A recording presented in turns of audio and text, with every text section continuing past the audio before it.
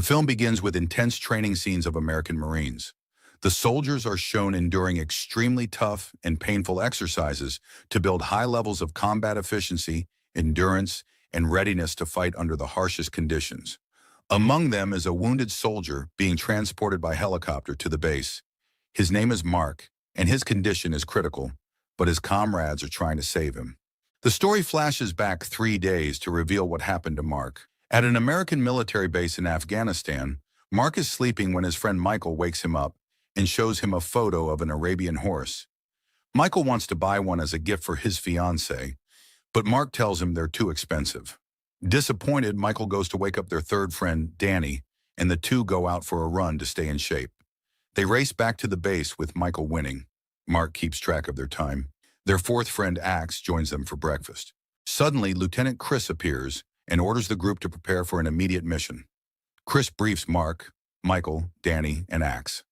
Their task is to capture or eliminate a dangerous rebel leader responsible for the deaths of many American soldiers.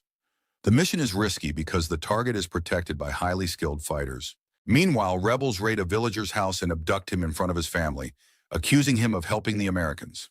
Back in the operations room, the rebels' location is identified, and the group is told there are only 10 enemies. The team prepares their weapons and equipment and is flown by helicopter to a mountainous area near the target. Upon landing, they begin a difficult night trek through the mountains, using night vision goggles, and by morning, they reach a high observation point at 2,000 feet. They try to contact the base via radio, but the signal is weak. Eventually, they manage to confirm their location. They observe the rebel camp and discover there are 40 fighters, not 10 as originally reported. Mark spots the rebel leader, but waits for orders. As they hide, an old man and his 2 sons, herding sheep, approach. One of the boys spots the soldiers and tries to run, but the team captures all 3. Michael finds a radio with the old man and suspects he's spying for the rebels. Michael tries to call the base using a satellite phone, but there's no signal. He offers 3 options: release the captives and flee, tie them to trees and escape, knowing they may die, or kill them. The team chooses to release them, believing it's the right thing to do since they're unarmed civilians. They climb the mountain again to find a signal, but Axe injures his leg. Back at the base, Chris grows worried due to the lack of communication and asks the commander to send help. The commander replies that all helicopters are currently on other missions. Suddenly, the team is ambushed by a large number of rebels. They fight back, killing many, but the rebels' numbers and heavy weapons overwhelm them. Danny is badly wounded in his arm, and the rest of the team is also injured. They take cover, but are relentlessly attacked. Mark decides they must retreat down the mountain. Just as they move, an RPG explodes behind them, throwing them off the cliff. Though seriously injured, they survive the fall. They regroup and hide, low on ammo, while the rebels prepare for another assault.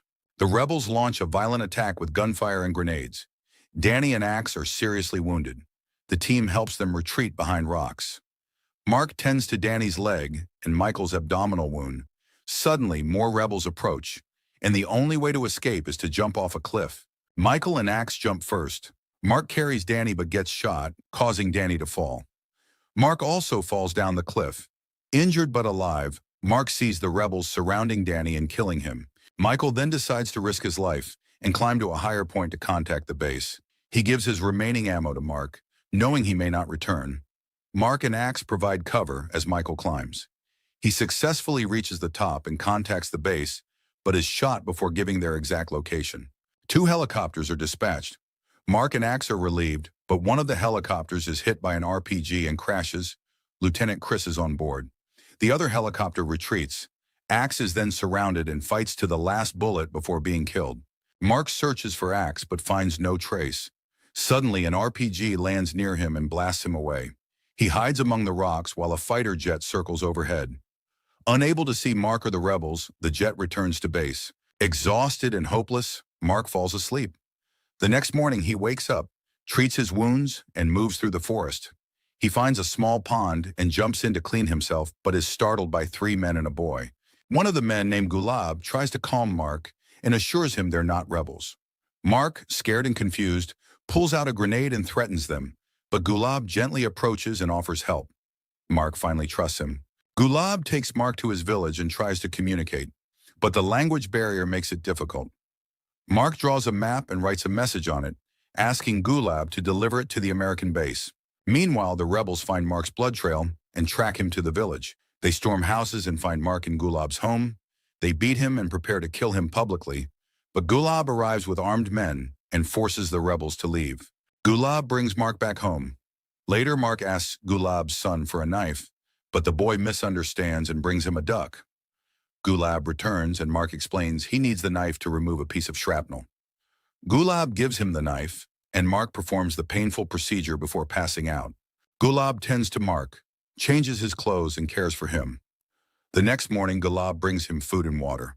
Mark thanks him for his kindness. Suddenly, the village is hit by a rocket, destroying part of Gulab's house. A group of rebels launches another attack. The villagers fight back fiercely. Back at the American base, the military receives Mark's message and immediately dispatches helicopters to the village. Gulab and his son try to help Mark escape. Gulab engages the rebels in a gunfight, killing one of them. His son takes Mark to another house, but a rebel finds them and begins strangling Mark. The boy gives Mark a knife, and Mark kills the rebel. Helicopters arrive just in time. Seeing them, the rebels flee, but the aircraft open fire and eliminate them.